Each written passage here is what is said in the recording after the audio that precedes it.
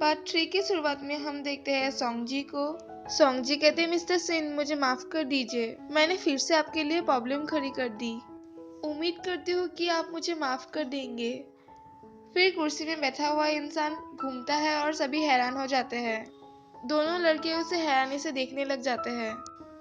फिर वो कहता है, अच्छा ठीक है, मैं अपने आप को इंट्रोड्यूस करवाता हूँ। सो मेरा सरनेम है वोंग और मिस्टर सिन को निकाल दिया गया है। सो आज से मैं ही हूँ दी मिंग एंटरटेनमेंट का इंचार्ज और मैं आप दोनों के साथ काम करने के लिए बहुत ज्यादा एक्साइटेड हूँ और उम्मीद करता हूँ कि हम अच्छे से काम करेंगे। सॉन्ग कहती है, आपसे मिलकर खुशी हुई मिस्टर वोंग।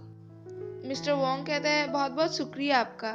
वोंग कहता है, आप बैठ जाइए, मुझे आपसे कुछ बात करनी है। तो मिस सॉन्ग, मैंने सुना आपके इंसिडेंट के बारे में, इसमें आपकी कुछ भी गलती नहीं है, आपको फिक्र करने की जरूरत नहीं है। डायरेक्टर ने सबसे पहले कॉन्ट्रैक्ट को तोड़ा, तो आपको फिक्र करने की जरूरत नहीं है, कंपनी देख लेगी। मैंने आप दोनों को किसी पर्टिकुलर रीजन की वजह से यहाँ पे नहीं बुलाया है, मैं बस आप दोनों से मिलना चाहता था ताकि हम अच्छे से एक साथ काम कर सके। आफ्टर ऑल आप दोनों हमारी कंपनी की टॉप एक्ट्रेस है और हाँ, अगर आप दोनों को कोई प्रॉब्लम हो और आप लोग प्रॉब्लम अच्छे से सेटल ना कर पाए तो आप कभी भी हेल्प के लिए मेरे पास आ सकती है। ठीक है, आज रात आप दोनों को प्रोडक्ट लॉन्च के लिए जाना है, तो आप दोनों प्लीज रेडी हो जाइए। सोंगजी कहती है, ठीक है, good bye mister Wong. Mister Wong कहते हैं गुड बाय। फिर दोनों ही वहां से निकल आते हैं। सॉन्ग कहती है, मिस मिंगलू, आपको क्या इसके बारे में कुछ पता है? क्या आपको कोई नोटिस मिला है? मिंगलू कहती है, नहीं, मैं भी इसी के बारे में सोच रही थी। फिर सॉन्ग अपने असिस्टेंट को पूछती है, क्या तुम्हें इसके बारे में कुछ भी पता है? असिस्टेंट कहता है, नहीं मैम, मुझे अभी तक कोई भी नोटिस नहीं मिला है।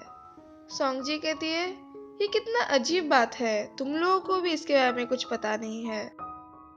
सॉन्ग कहते हैं, मिस मिंगलू, आप अभी तक यहीं पे है? मिंगलू कहते हैं, हाँ, मैं तुम्हारा ही इंतजार कर रही थी।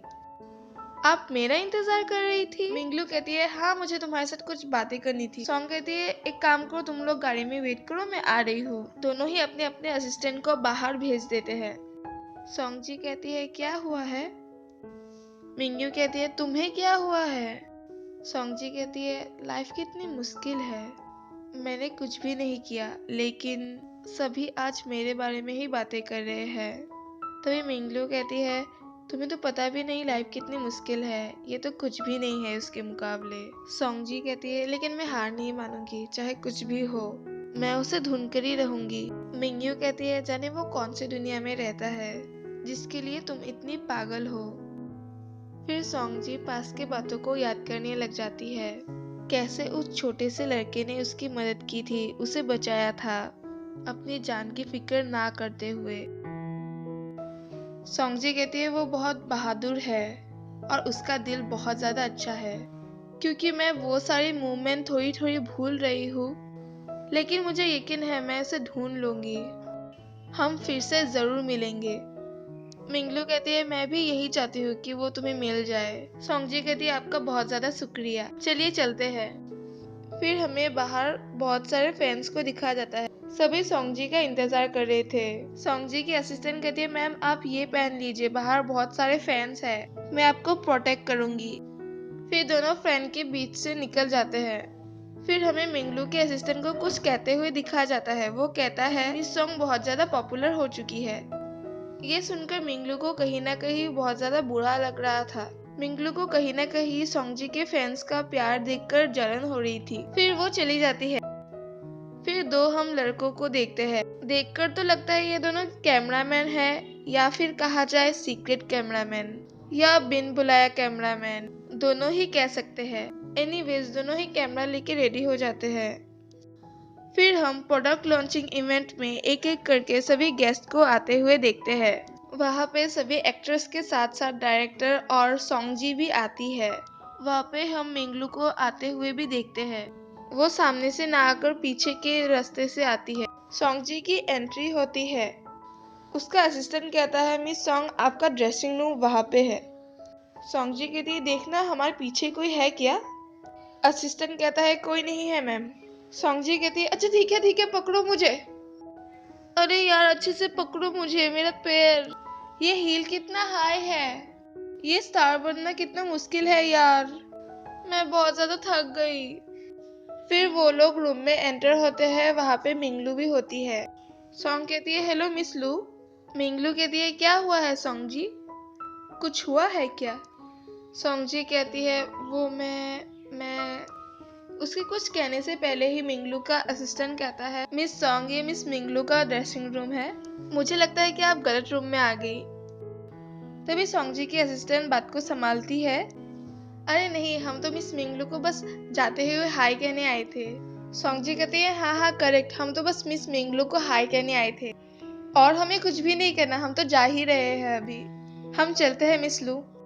सॉन्ग जी कहती है ये कितना अजीब था। तभी हम वही दो नमूनों को देखते हैं, वो दोनों हॉल में एंटर हो रहे थे, तभी उन दोनों को रोक दिया जाता है, उनसे उनकी आईडी मांगी जाती है जो उनके पास नहीं होता है, लेकिन वो कैसे ना कैसे करके अंदर चले जाते हैं। फिर हमें सॉन्ग जी को दिखाया जाता है, वो कहती है और कितना चलना पड़ेगा यार, मैं और नहीं चल सकती।